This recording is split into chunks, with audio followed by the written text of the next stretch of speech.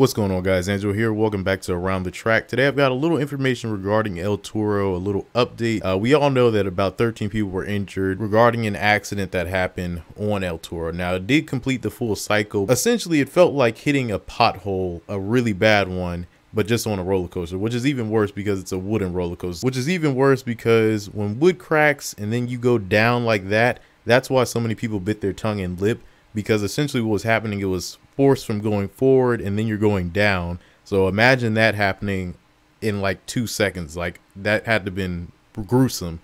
So hearts and prayers go out to the injured people. So hopefully they're healing and everything correctly. Basically, from a statement that was released from Six Flags Great Adventure, or really Six Flags as a whole, they did say that they're working on fixing it and they're going to actually reevaluate the ride and kind of go over and inspect and make sure everything's good to go. But what's interesting about this whole thing is that really no more than honestly a year ago, maybe less than a year ago, last summer, a similar incident happened where it split pieces of the actual track and it didn't go through the full cycle. They actually had to evacuate the ride. Now, that does leave some question with the Six Flags park as a whole, as how they're really maintaining this ride, and are they using really the proper wood for this ride, because that tells me if the wood is already cracked like that fast and y'all just said it was good to go about a couple months ago, then that doesn't really look too good. I mean, 2 accidents.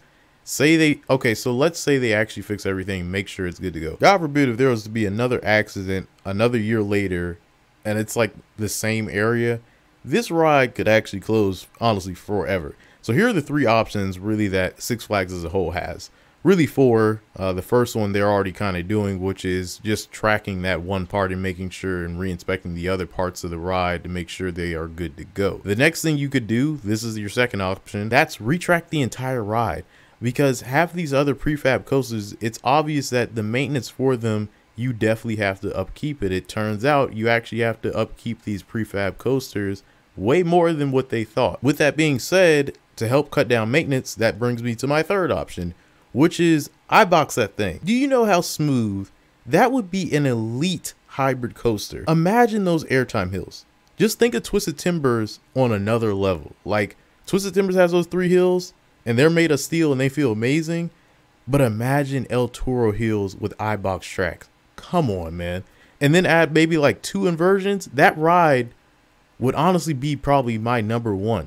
And that's no cap. I kid you not. Like, that ride could probably be #1. And if it was to go about the same speed, maybe like 65, 70 miles per hour, you're talking about a serious coaster. So, hey, Rocky Mountain Construction, do your magic. I would love to see it. Some people would hate to see it, but honestly, they got to do something. They got to do something.